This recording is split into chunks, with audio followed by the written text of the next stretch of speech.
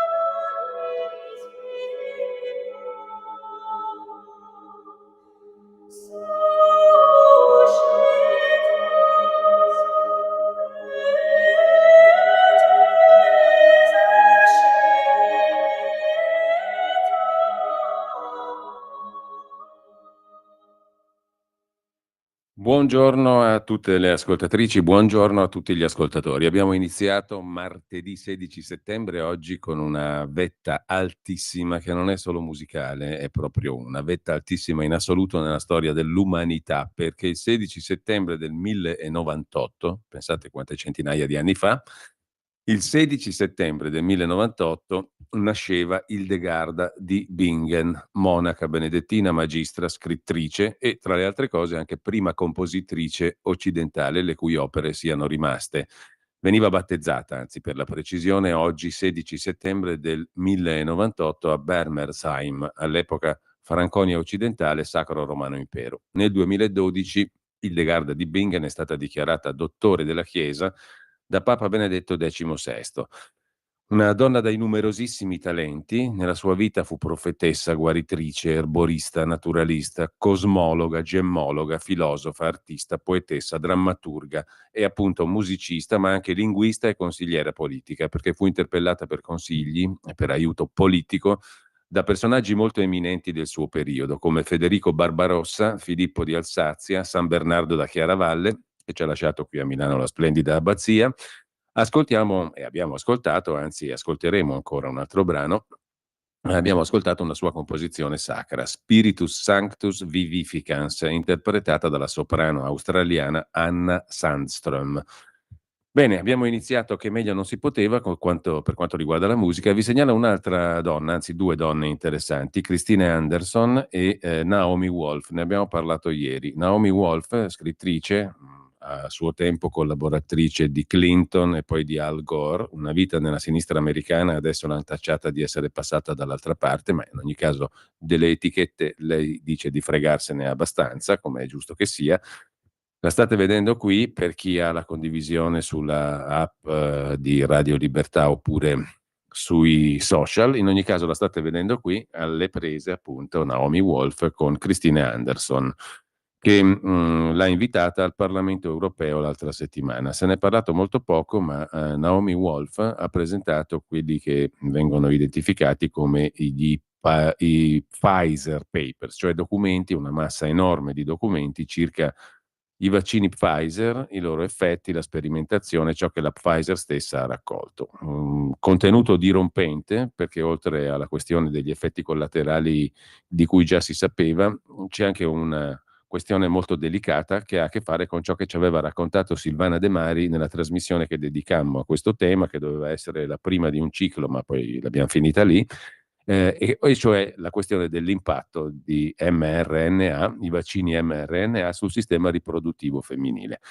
Potete ascoltare tutto quanto cercando semplicemente su YouTube The Truth Must Come Out, Naomi Wolf slams von der Leyen, Pfizer. Con questa chiave di lettura su YouTube, con questa chiave di ricerca, trovate 2 ore e 34 minuti della conferenza, dell'incontro che Naomi Wolf ha fatto con la deputata di Alternative für Deutschland, che l'ha invitata, Christine Anderson, al Parlamento europeo. È stata seguita da una trentina scarsa di deputati, ne ha parlato quasi niente nessuno, però se volete documentarvi su YouTube per il momento c'è ancora. Ve lo ripeto, potete trovarlo cercando EU Parliament Live, The Truth Must Come Out, cioè la verità deve venire fuori, Naomi Wolf slams, cioè tira uno schiaffo più o meno, slams von der Leyen, Pfizer. Su YouTube e anche sulla pagina Facebook della nostra radio, di Radio Libertà, c'è il link per chi volesse farla più corta. Su questo tema vi segnalo anche l'articolo di Andrea Zambrano, quello di ieri l'abbiamo citato, che tirava fuori qual è stato il succo degli Pfizer Papers presentati da Naomi Wolf al Parlamento europeo, cioè appunto oltre agli effetti collaterali soliti, questi effetti collaterali già riscontrati dalla stessa Pfizer sull'apparato riproduttivo femminile. Vedetevi l'articolo, soprattutto poi la conferenza di Naomi Wolf al Parlamento europeo. Oggi vi segnalo invece un altro pezzo di Andrea Zambrano.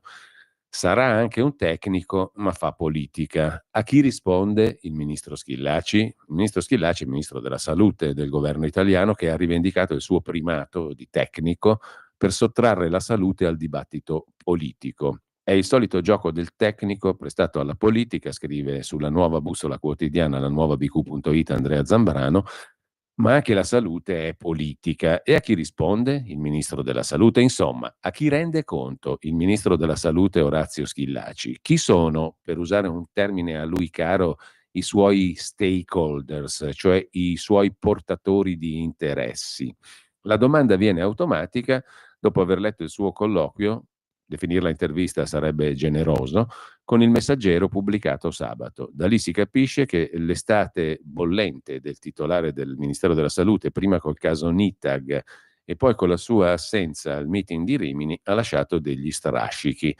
Si lascia sfuggire un'affermazione del tipo io sono tranquillissimo, rivendica il suo essere un tecnico alla Monti, alla Fornero, ha detto cose tipo la salute andrebbe tolta dall'agone politico, ma in sostanza, argomenta Zambrano, Schillaci dice di essere un tecnico, vuol sottrarre la salute al dibattito politico, ma anche la salute è una questione di scelte politiche, una cosa che sembrerebbe ovvia. E adesso ascoltiamo il secondo brano della straordinaria, meravigliosa Hildegarda di Bingen, figura stratosferica nella storia della cultura occidentale. Un altro brano lo ascoltiamo rimodellato con una sensibilità musicale un po' più moderna, si intitola O Eucari in Leta Via ed è una sorta di visione mistica. Ascoltatela un po' se vi piace.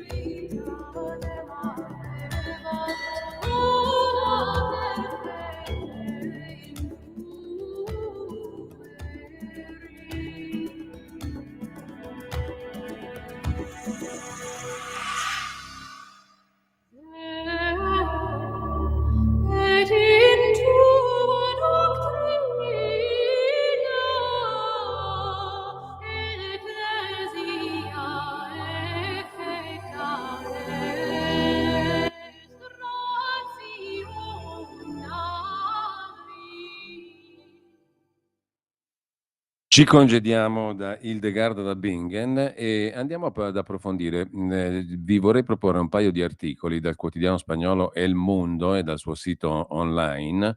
Vi vorrei proporre appunto un paio di articoli, elmundo.es, se volete andare sulla homepage del quotidiano spagnolo, perché in Spagna ha fatto rumore. Qui da noi, se è commentato, mi sembra molto meno il fatto che è come se il nostro governo a un certo punto prendesse parte a una manifestazione e dicesse: ok, è stato giusto interrompere il Giro d'Italia per sostenere la causa palestinese, i palestinesi di Gaza, per andare contro Israele. E ciò che è accaduto in Spagna, dove praticamente è stata interrotta l'ultima tappa del Giro di Spagna, della Vuelta. Migliaia e migliaia di pro-Pal sono scesi per strada e hanno interrotto sostanzialmente, con una manifestazione bella, bella sapida, diciamo così, hanno interrotto la corsa ciclistica nazionale e il governo si è messo dalla loro parte esplicitamente dicendo che hanno fatto bene. Ma è venuto fuori anche il fatto che erano stati identificati, a parte le migliaia di filo palestinesi, erano stati identificati anche personaggi molto pericolosi da un punto di vista dell'ordine pubblico e peraltro la polizia è stata messa nelle condizioni di non fare nulla. Insomma, abbiamo un primo caso di un governo che dice è giusto interrompere una manifestazione sportiva di livello nazionale, è giusto interrompere le strade, è giusto creare problemi di ordine pubblico per manifestare contro Israele. Dal mondo vi vorrei proporre appunto un paio di articoli. Ce n'è uno molto esplicito fin dal titolo: il governo ha pianificato il fallimento della Vuelta. Nessun ordine di azione ai poliziotti domenica mattina e ha messo tanti poliziotti antisommossa quanti erano i radicali già individuati. Cioè, la cosa assurda, poi fate voi tutte le vostre considerazioni, non c'è bisogno che le faccia io naturalmente, il delegato del governo ha chiesto ai capi della polizia di dare una prova di moderazione. Sapeva che c'erano 500 radicalizzati in strada, ha messo 560 agenti, come a dire: fate quello che volete.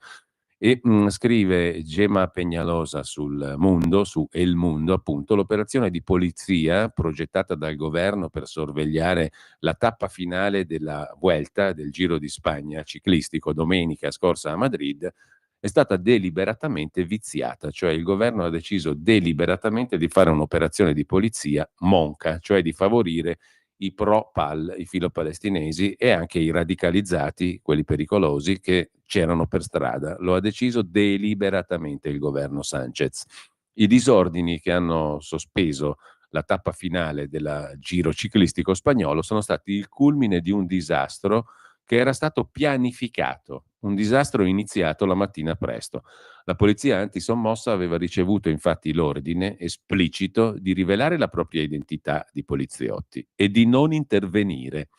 Non avevano mai avuto l'intenzione di bloccare la corsa, concludono i poliziotti antisommossa che hanno partecipato all'operazione. È stato il delegato del governo Sanchez, Francisco Martín, a trasmettere ai responsabili dell'unità di intervento della polizia l'ordine di non usare in alcun modo la forza, in una giornata che si preannunciava molto complicata. La delegazione governativa, infatti, aveva già delle informazioni, anche se nega categoricamente che il delegato del governo, Martin, abbia dato queste istruzioni. E invece le istruzioni sono state date: nessun uso della forza. Fonti di polizia, consultate dal quotidiano El Mundo, precisano invece che l'incontro c'è stato e si è svolto poche ore prima dell'arrivo dei ciclisti nella capitale spagnola, a Madrid. Cioè abbiamo un governo che Dice è giusto interrompere, bloccare le strade, fare la manifestazione contro Israele filo palestinese e nega, dice bugie sul fatto che questo ordine sia stato dato alla polizia di non intervenire. Dice non è vero che abbiamo ordinato alla polizia di non intervenire, invece era proprio così.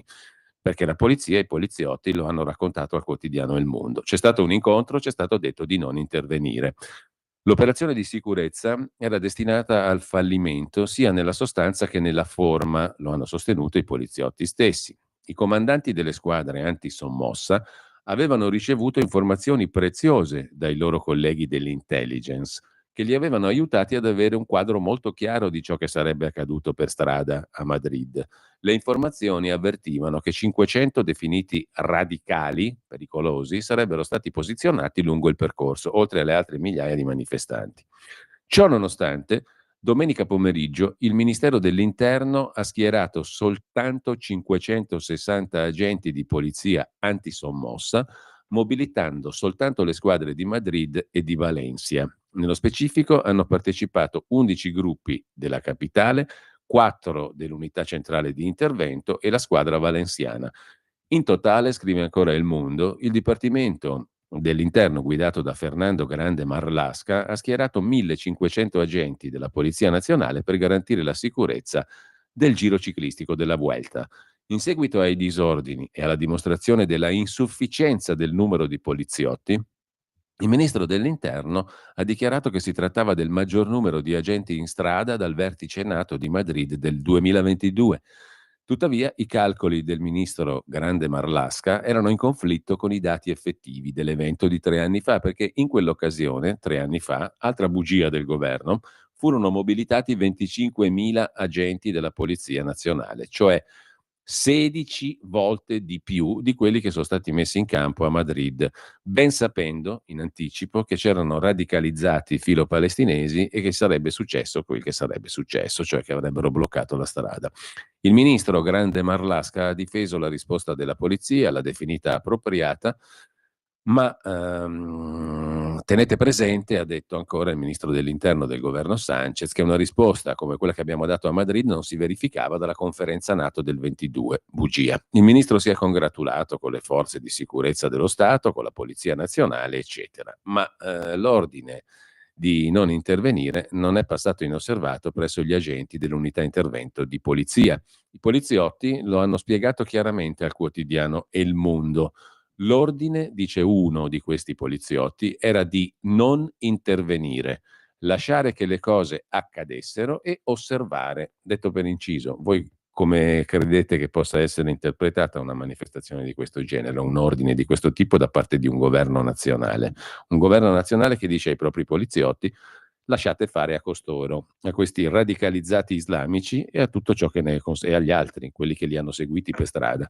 L'ordine è stato molto chiaro e credo che sia molto evidente che cosa significa dare un ordine di questo tipo. Significa la prossima volta potete fare ancora di più, potete fare quello che volete, comandate voi. E lo dice chiaro il poliziotto. L'ordine era di non intervenire, lasciare che le cose accadessero e osservare. Ci hanno detto che dovevamo riportare la situazione alla normalità con calma, cioè senza fare niente. Gli agenti, intervistati dal quotidiano El Mundo, affermano di essere stati in costante contatto con i loro superiori per informarli degli sviluppi, ma non ci è stato permesso. Domenica erano presenti i leader politici e non gli agenti di polizia.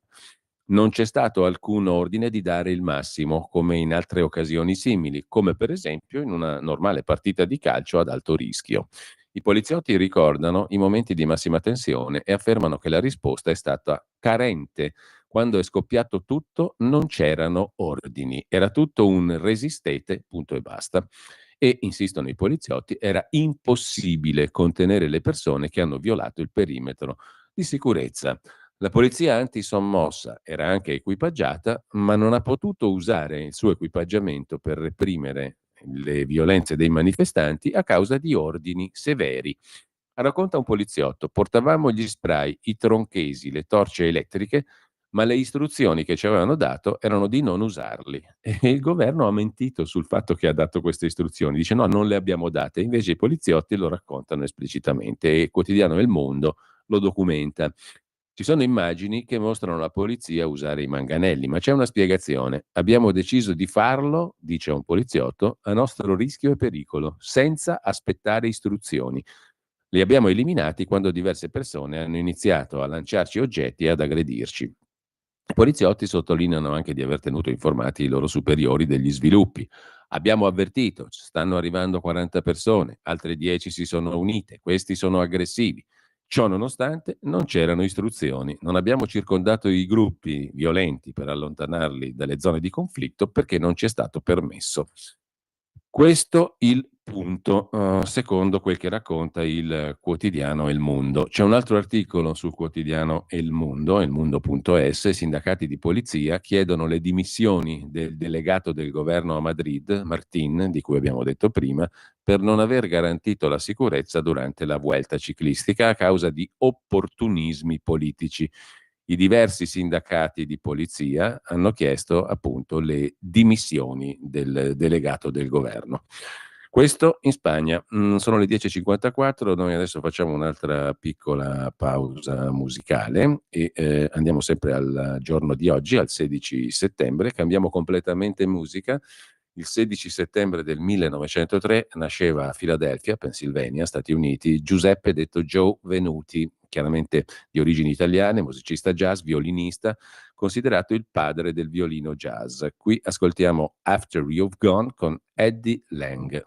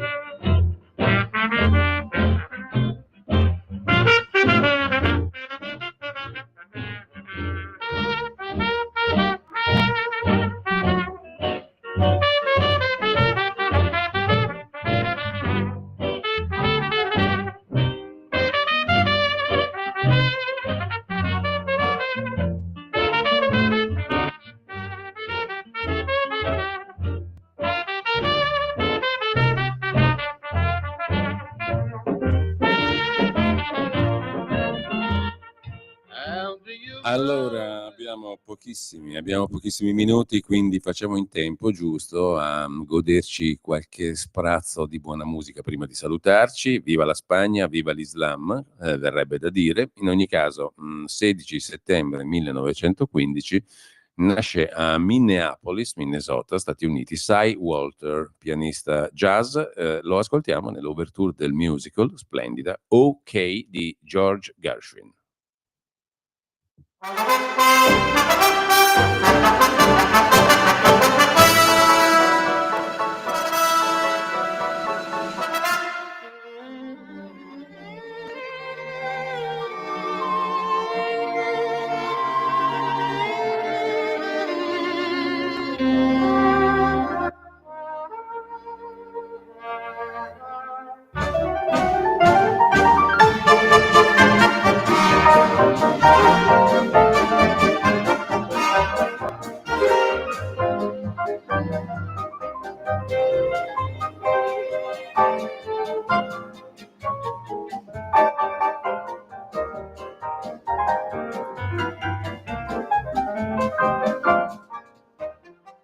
Sono proprio piccolissimi assaggi perché dobbiamo farceli tutti prima delle 11. Pensate un po', il 16 settembre 1925, quindi proprio oggi, nasceva un altro grande musicista, Charlie Byrd, chitarrista jazz di bossa nova statunitense.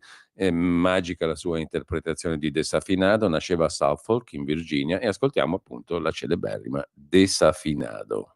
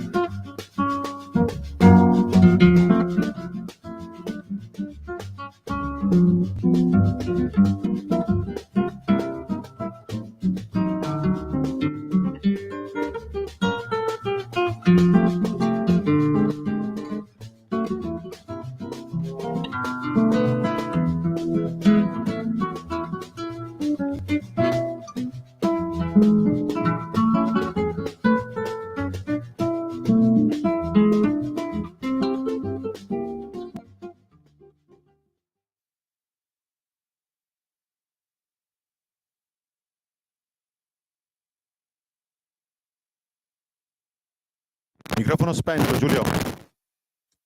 Dicevamo benissimo, abbiamo acceso il microfono, se no non si sente niente. Il 16 settembre del 1925, cioè proprio oggi, lasciamo Charlie Bird e andiamo invece a un altro grandissimo della musica blues e non solo, nasceva proprio oggi.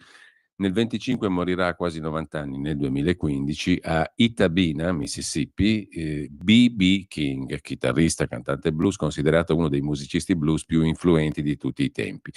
Stile unico, capacità di attraversare i generi, lunghissima carriera. Iniziò a registrare negli anni 40, nel 49 il primo successo nazionale, 3 O'Clock Blues. Tenne oltre 300 concerti all'anno fino all'età di 70 anni, vinse 16 Grammy Awards. Qui lo ascoltiamo con la sua 3 O'Clock Blues insieme a Eric Clapton.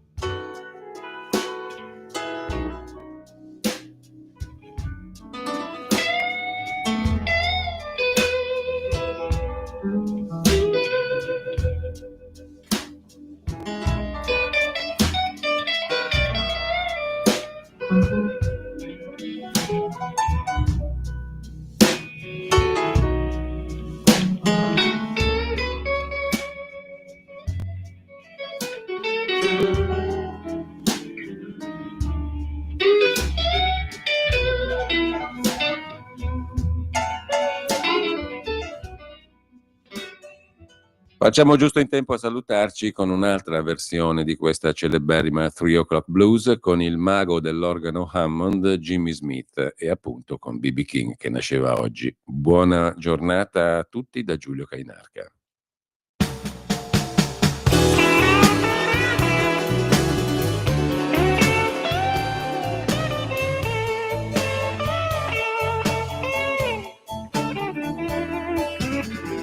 Now here it is, 3 o'clock in the morning, and I can't even close my eyes. And it's 3 o'clock in the morning, baby. I can't even close my eyes. I can't find my baby. People, I can't be satisfied. Look all around me, and my baby, she can't be found. I've looked all around me, and my baby, she can't be found. You know, if I don't find my baby, people, I'm going down to the golden ground.